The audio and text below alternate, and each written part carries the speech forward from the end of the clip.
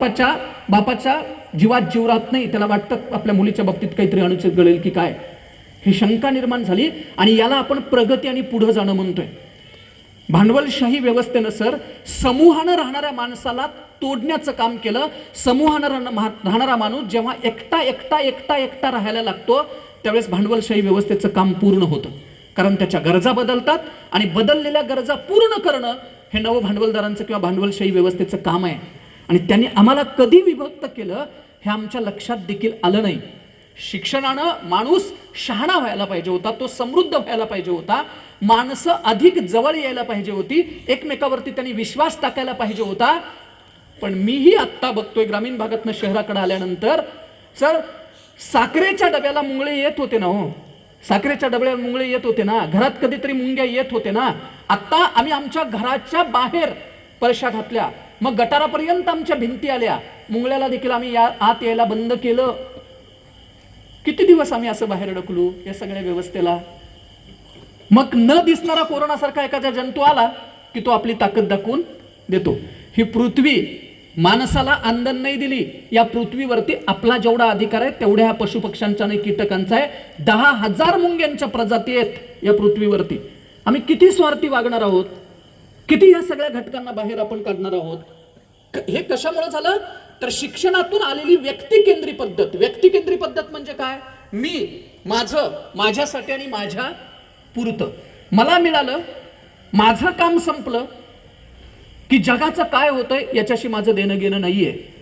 आता ते कुटुंबातलं देखील माझं कुठपर्यंत आलंय. कुटुंब व्यवस्थेमध्ये सर कुटुंब प्रमुख नावाची जी संकल्पना होती ती काय होती. कुटुंब प्रमुख नावाची संकल्पना, एक कुटुंब प्रमुख असायचा आणि तो संपूर्ण घर चालवायचा. ते घर का चालत होतं तर त्याच्या मनामध्ये नसलेल्या स्वार्थी वृत्तीमुळे ते चालत होतं, निस्वार्थी वृत्तीमुळे ते चालत होतं. आपल्या बायकोला घेतलेली साडी भावाच्या बायकोला देखील मिळायला पाहिजे आणि आपल्या मुलाला घेतलेला ड्रेस भावाच्या मुलाला देखील मिळायला पाहिजे, ही त्याची वृत्ती होती. ज्या दिवसापासून त्यानं कुटुंबातल्या इतर माणसांच्या पासून लपवून आपल्या बायकोला चोरून काहीतरी द्यायला सुरुवात केली त्या दिवसापासून ते संपलं. आणि कुटुंब प्रमुखातल्या प्रत्येक लहान माणसाला वाटायचं की मोठा माणूस सांगतोय ते आपण ऐकलं पाहिजे, मोठा माणूस सांगतोय ते आपण ऐकलं पाहिजे. पण मी का ऐकायचं, मीच का ऐकायचं, मीच का प्रत्येक वेळी ऐकायचं, ह्या अशा प्रश्नांच्या मुळे ही व्यवस्था पाठीमागं पडली. हे परिणाम होत आहेत आत्ताच्या काळामध्ये. सर अनिता पाध्यांचं एकटाची नावाचं पुस्तक आहे, दादा कोंडकेंच्या जीवनावरती लिहिलंय, शक्य झालं तर वाचा. त्या पुस्तकाच्या प्रस्तावनेत एक घटक आहे. अनिता पाध्यांनी हे पुस्तक लिहिल्यानंतर चर्चा चालली होती की दादांच्या चरित्राला नाव काय द्यायचं. सगळेजण म्हणत होते की सोंगाड्या नाव द्या. दादा चिडले, म्हणाले सोंगाड्या हा माझा पहिला चित्रपट आहे, माझं आयुष्य सोंगाड्या नाही. त्यावेळेस अनिता पाध्यांनी नाव सुचवलं की एकटा जीव दिलं तर पटकन अनिता पाध्या असं म्हणाल्या, दादा कोंडके असं म्हणाले, पटकन दादा कोंडके असं म्हणाले की एकटा जीव हे नाव योग्य आहे कारण माझं आयुष्य असं आहे. आणि त्या एकटा जीव नावाच्या चरित्रामध्ये शेवटच्या पानावरती दादा कोंडकेंनी कामाख्या देवीकडे मागणं मागितलंय. ते मागणं काय मागितलंय माहित आहे की मला जर पुनर्जन्म मिळालाच तर मला माझ्या आयुष्यात पैसा, पद, प्रतिष्ठा, आत्मसन्मान सगळं काही मिळालं, पण हक्काची म्हणावी तशी मला 4 माणसं मिळाली नाहीत. मला पुनर्जन्म जर मिळाला तर मला हक्काची अशी म्हणावी 4 माणसं मिळायला हवीत. आणि आजच्या काळामध्ये आम्ही चंगळवादी संस्कृतीच्या नादात, भौतिकवादी संस्कृतीच्या नादात कशाला अधिक महत्त्व द्यायला लागलोय तर सगळ्यात जास्त महत्त्व द्यायला लागलोय ते पैसा, पद, प्रतिष्ठा या गोष्टींना महत्त्व द्यायला लागलोय. पण नात्यांचं महत्त्व काय आहे साध्या भाषेत सांगतो. चुलीत जसा निखारा असतो ना, निखारा तशी नाती असतात. निखारा जोपर्यंत चुलीत आहे तोपर्यंत त्याला किंमत आहे. चिमट्यानं तुम्ही निखारा उचलून बाहेर घेतलात 10 मिनिटांनंतर त्याचा कोळसा होतो. प्रेम करणाऱ्या, तुमच्या पाठीवरती हात ठेवणाऱ्या, चुकल्यानंतर रागवणाऱ्या, कधीतरी तुम्हाला ओरडणाऱ्या, गुपचूप तुम्हाला मदत करणाऱ्या, तुमच्या हितासाठी प्रयत्न करणाऱ्या माणसांच्या जोपर्यंत आपण आहोत तोपर्यंत आपल्या जगण्याला अर्थ आहे. एकदा काय याच्यातून बाहेर गेलो की आपल्या आयुष्याचा देखील कोळसा झाल्याशिवाय राहत नाही. आणि त्यांचं महत्त्व आपण ओळखलं पाहिजे. माझ्या समोर बसलेल्या सगळ्या श्रोत्यांना एक साधा प्रश्न आहे. तुम्ही ज्या खुर्चीवर बसलेले आहात त्या खुर्चीवरती अत्यंत आनंदानं आणि समाधानानं बसलेले असाल तर त्याचं कारण तुमच्या बँकेतला बॅलन्स किंवा शेअर मार्केटमधले पैसे नव्हेत. तुम्ही ज्या नात्यात आहात ती नाती तुमच्यासाठी सक्षम आहेत म्हणून आपण इथं आनंदानं बसलोय. आणि हे जर आम्हाला वेळीच ओळखता आलं तर पुढे जाता येतं. कदाचित मी तुम्हाला सांगतो, मुखेडचा पूर्वीचा विस्तार मला माहिती नाही, पण 15-20 वर्षापूर्वी मुखेड लहान असेल, आता तो शहराच्या बाहेर बाहेर बाहेर पसरत गेलं. म्हणजे शहराचा विस्तार वाढला, इमारतींची उंची वाढली. पण शहराचा विस्तार वाढत असताना आणि इमारतींची उंची वाढत असताना माणसाच्या जगण्याची उंची जर वाढायची असेल तर ही व्यवस्था टिकणं फार गरजेचं आहे. नैतिकता जर वाढायची असेल तर ही व्यवस्था टिकणं फार गरजेचं आहे.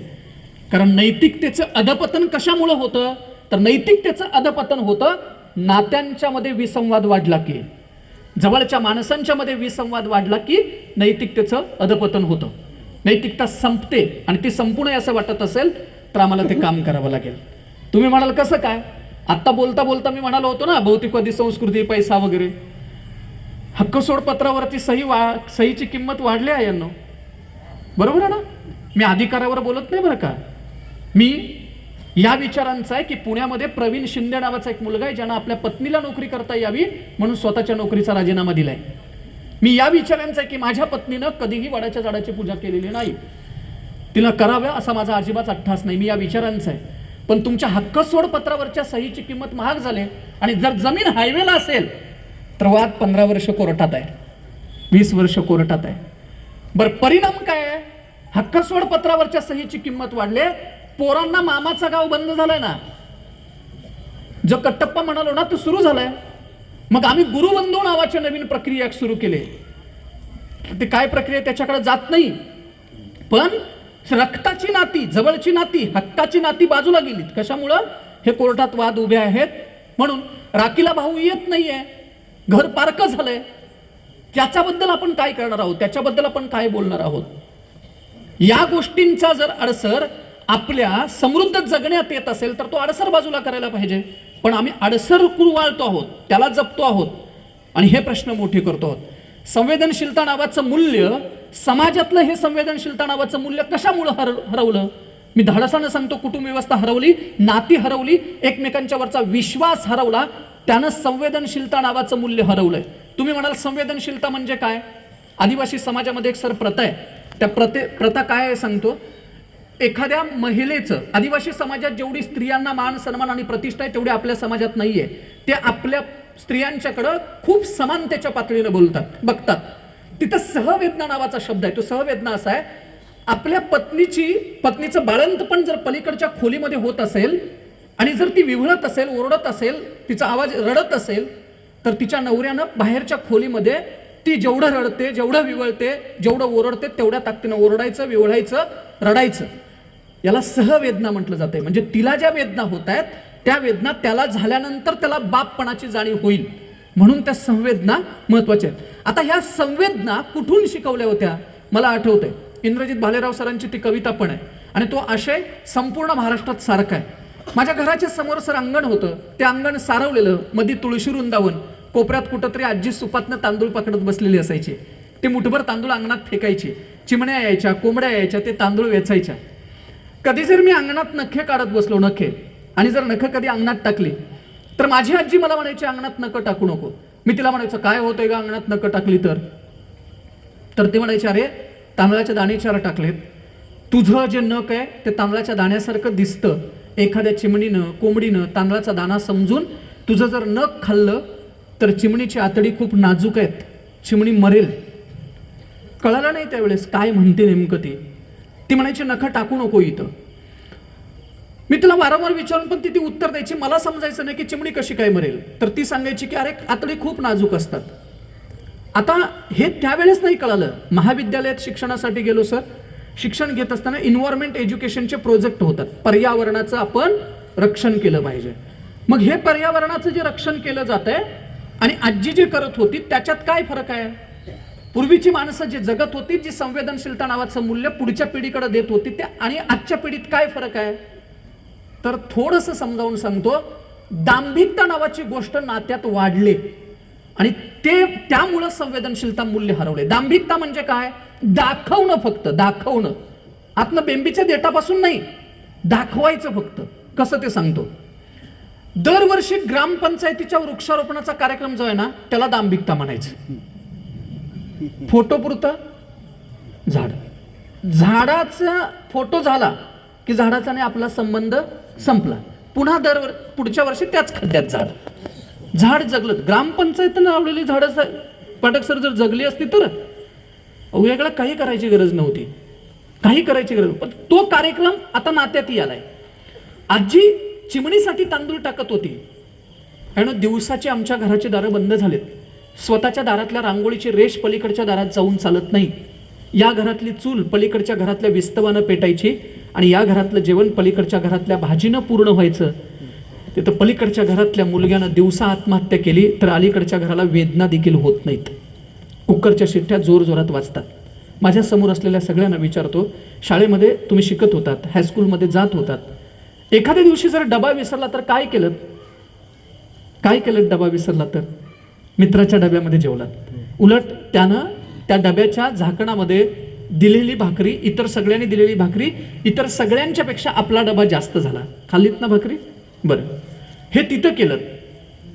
आता मला माहिती नाही ग्रामीण भागातले किती आहेत, पण ज्यावेळेस घरात तुम्ही जेवायला आलात नाही, घरातली आमटी किंवा भाजी संपलेली असेल, काय केलं?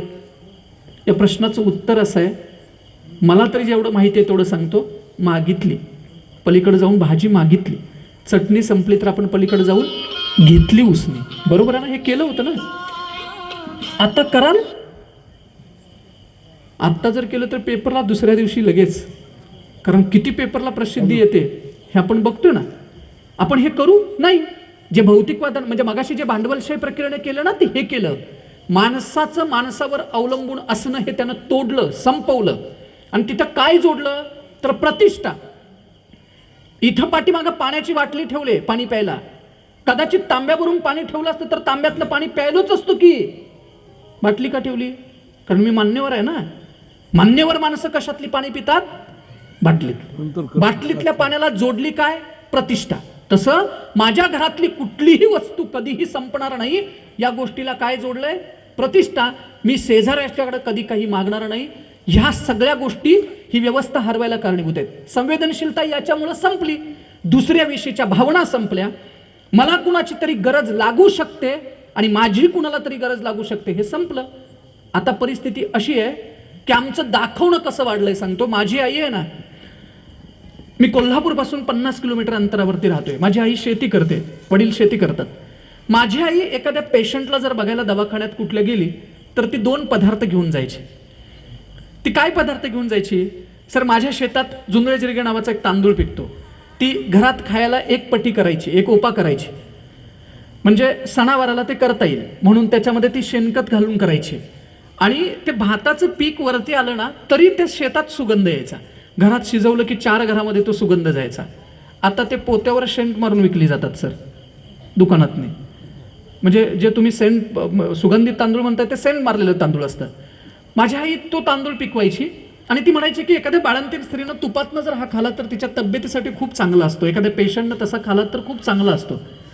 दवाखान्यात पेशंट असेल तर आई तो तांदूळ सर बांधून घ्यायची. आणि आमच्याकडे मेतोंडा नावाचा एक पदार्थ आहे. आता तो पदार्थ काय सांगतो, गहू भरडायचे, त्याच्यामध्ये गूळ टाकायचा, खोबरं टाकायचं, वेलची, सगळे पदार्थ टाकायचे आणि तो रात्रीच्या विस्तवावरती शिजत ठेवायचा. आता हे दोन्ही पदार्थ पेशंटला काय आहेत? पूरक आहेत, चांगले आहेत, त्याच्या आरोग्याला सोयीचे आहेत. आई हे पदार्थ घेऊन जायचे.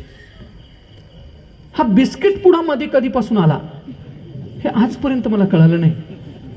माझा कुणी बेकरीवाला असेल तर माझा बिस्किट पुड्याला विरोध नाही, माझा ब्रेडला विरोध नाही.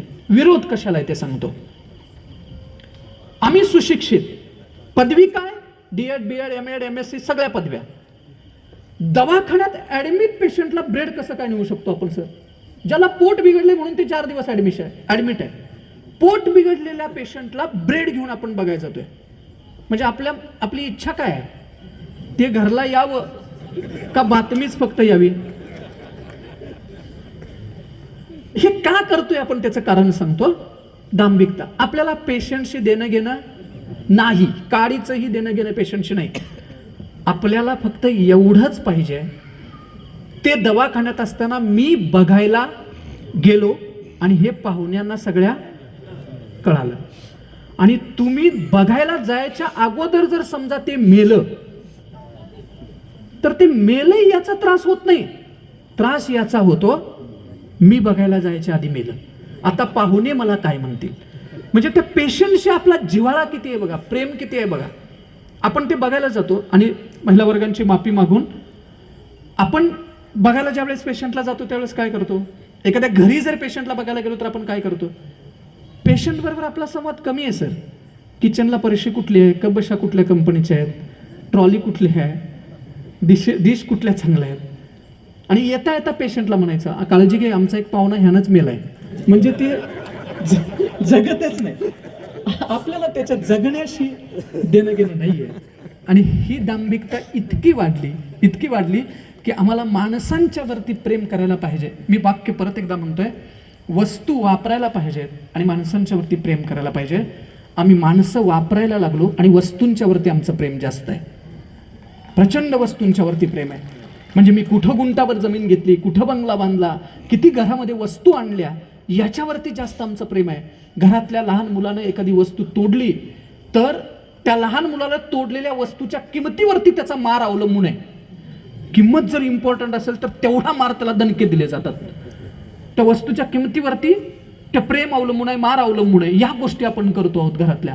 आम्हाला कळत नाही की नेमकी कुणासाठी होती ती गोष्ट. एकीकडे आपण म्हणतोय बरं का आम्ही त्यांच्यासाठी सगळं हे करतोय, सगळं. आता ते ग्रामीण भागामधली गोष्ट सांगतो ना, लग्न नावाची गोष्ट आहे. मी ह्याच्यावरती 1.5 तास बोलतोय की शुभमंगल सावधान या विषयावर. आता तो विषय नाही आहे, पण लग्न नावाची गोष्ट काय परिस्थिती आहे लग्नाची. शांघायमध्ये लग्नाचा बाजार भरलाय.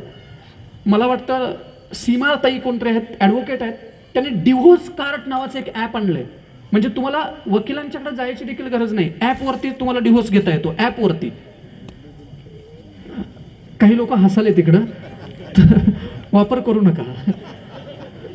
काही लोकांच्या मनात ते काय मन में लड्डू फुटा असं काहीतरी झालं असेल की पुन्हा कळायच्या अगोदर आपण इकडं प्रोसेस सुरू केलेली बरं. तर तसं काही करायचं नाही. डिव्होर्स कार्ड नावाचं ॲप आलंय. सालगडी नावाची पद्धत होती, कुठून आली तर लग्न नावाच्या गोष्टीमध्ये ह्या कुटुंब व्यवस्था हरवण्याच्या अनेक गोष्टी घडत आहेत. लग्न झाल्यानंतर 2 वर्षामध्ये घटस्फोटाचं प्रमाण अधिक आहे. 2 वर्षामध्ये का तर हेच की अपेक्षा, इगो, एकमेकाला समजून न घेणं, वेळ न देणं आणि या सगळ्या गोष्टी त्याला कारणीभूत आहेत. मी त्याच्याकडे येत नाही, पण आत्ता ग्रामीण भागामध्ये शहरामध्ये काय परिस्थिती आहे, लग्न जर करायचं असेल तर लग्न करताना तुमच्या घरातल्या दिदीचं मुलीचं लग्न करताना आपण काय बघतोय, मुलग्याला काय असली पाहिजे, सरकारी नोकरी. बरं, त्याच्याबरोबर काय असलं पाहिजे, त्याचा पुण्यात फ्लॅट किंवा नांदेडमध्ये त्याचा फ्लॅट असला पाहिजे. मला हे आजपर्यंत कळलं नाही. 26-27 पर्यंत त्यानं शिक्षण घेतलं, 26-27 पर्यंत शिक्षण घेतलं. समजा 27व्या वर्षी त्याचं लग्न करायचं असेल तर 50 लाखाचा फ्लॅट एका वर्षात त्यानं कुठून आणायचा. त्याच्यासमोर 2 पर्याय शिल्लक राहतात, एक दरोडा टाकणे किंवा दुसरा कर्ज काढणे. सोपा पर्याय ते निवडतं, कुठला, कर्ज काढणे. मग ते कर्ज, आम्हाला 50 लाखाचा कर्जदार जावाई चालतो. आता याची पुढं प्रोसेस काय तर त्या कर्जदार जावाईनं पुण्यात तो फ्लॅट घेतलाय. लग्न झालं की 6 महिन्यानंतर प्रोसेस सुरू. EMIचे हप्ते फेडण्यासाठी दोघांनी काम करायला पाहिजे, मी त्याचाही विरोधक नाही. पण सकाळी 7 वाजता एक घरातून बाहेर, 8 वाजता दुसरं बाहेर, संध्याकाळी 7 वाजता घरात येतं, कोणी 8 वाजता पार्सल घेऊन किंवा जेवूनच घरातनं बाहेर म्हणजे घरात येतं.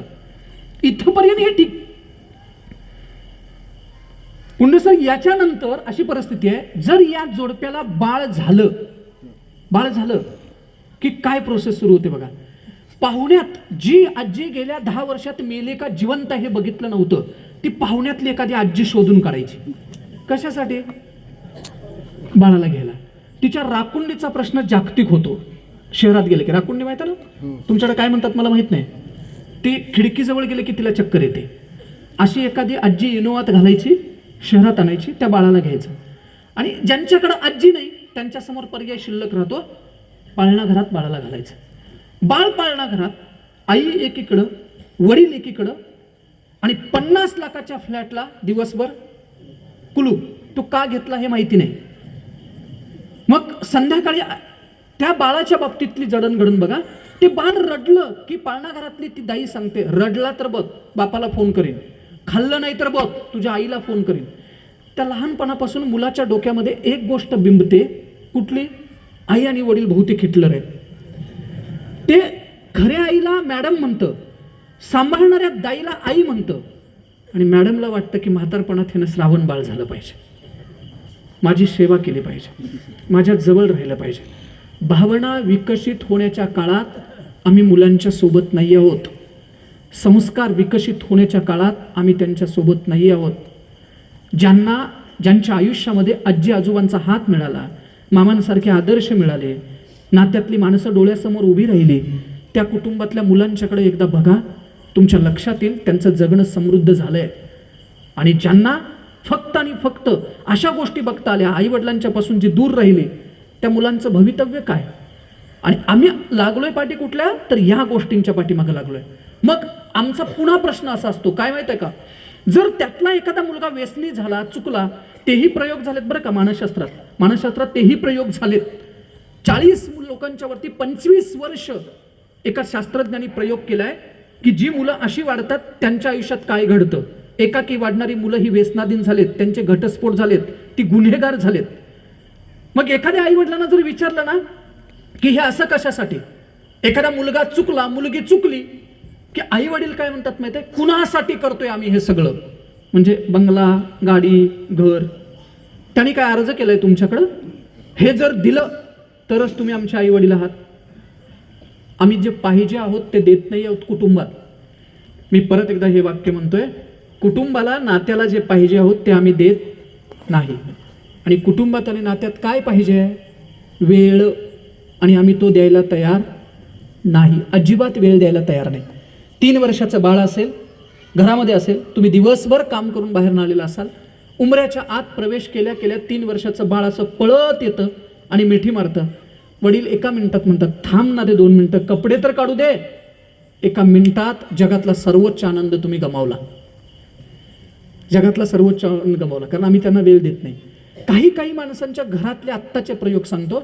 हातात मोबाईल आहे, ते मोबाईल बघतायत, 4-5 वर्षाचं बाळ जवळ येते आणि 4-5 वर्षाचं बाळ जवळ जे येते ना, ते म्हणतं बाबा या गोष्टीसाठी, बाबा त्या गोष्टीसाठी. ते वडील त्याला म्हणतात, थांब ना रे, दिसत नाही मी काम करतोय.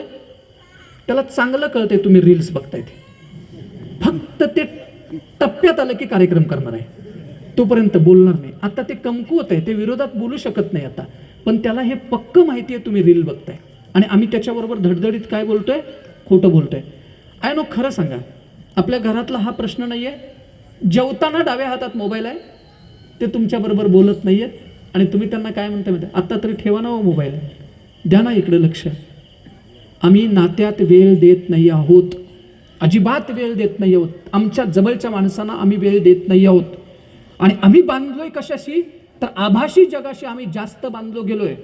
जवळच्या नात्यांच्या बरोबर आम्ही बोलत नाही, त्यांच्याबरोबर चर्चा करत नाही, त्यांचं दुःख समजून घेत नाही, त्यांना आपण ऐकत नाही. आई वडिलांनी आमच्याकडे काय मागितलेलं असतं? काहीच नाही. त्यांनी फक्त एवढं मागितलेलं असतं, कान फक्त इकडे करा. तुम्ही दिवसभर कुठेही कामाला असाल, कुठलाही बिझनेस करत असाल, नोकरीत असाल, संध्याकाळी घरी गेल्यानंतर पत्नीला खूप काही सांगायचं असतं, तुम्हाला ऐकायला कान तयार आहे का? बरं, दिवसभर तो तुम्ही बाहेर आलेला असताना तुम्हालाही खूप काहीतरी आपल्या पत्नीला सांगायचं असतं, तिचा ऐकायला कान तयार नसेल तर आपण हे बोलतच नाही. आणि घरातला, नात्यातला संवाद पूर्ण संपलाय, मुका झालाय. आता आमचा संवाद कुठे आहे सांगतो. म्हणजे इथं बसलेल्या मी सगळ्या पुरुष वर्गाला विचारतो, पत्नीला असा कधीतरी प्रश्न आपण विचारलाय? मी काय म्हणतो बघा, असा प्रश्न विचारलाय? इंदुमती जोंधळेंचं बिनपटाची चौकट वाचलंस का ग? छान आहे पुस्तक, खूप भारी आहे. महात्रया रामचं अनपोस्टेड लेटर वाचलंस का? ब्रायन ट्रेसींचं एक पुस्तक आहे ते वाचलंस का? खूप छान ही 2-3 पुस्तक आहेत. हा मूवी चांगला आहे, हा चित्रपट चांगला आहे, बघितलंस? आपण दोघांनी मिळून ही वेब सिरीज बघूया का? असा आमच्यातला संवाद आहे? आम्ही असं बोलतोय घरात? नाही. किंवा आपल्याकडनं कधीतरी असं गेलंय का? हे बघा ना, हे पुस्तक छान वाटतंय मला, मी यांचं व्याख्यान ऐकलं, खूप चांगलं आहे. नाही. आपल्या घरातले संवाद सांगतो. या महिन्यात एवढे येतील, पुढच्या महिन्यात एवढे, मग या महिन्यात हे करू, पुढच्या महिन्यात ते. कोण आहात? पती पत्नी आहात का बँकेच्या संचालक? कोण आहे आपण? घरातला संवाद, फिरायला गेलं तरी संवाद काय आहेत आपले? हेच संवाद आहेत. आणि त्याच्यात अजून एका संवादाची ऍड करतो. दीदींनी इथं भाषण करताना महिला दिनाच्या संदर्भाने सांगितलं, आमच्या चर्चेला असलेला अजून एक विषय आहे, कोण कोणाबरोबर पळून गेलं. त्याच्यात आणि अजून असं मुलीच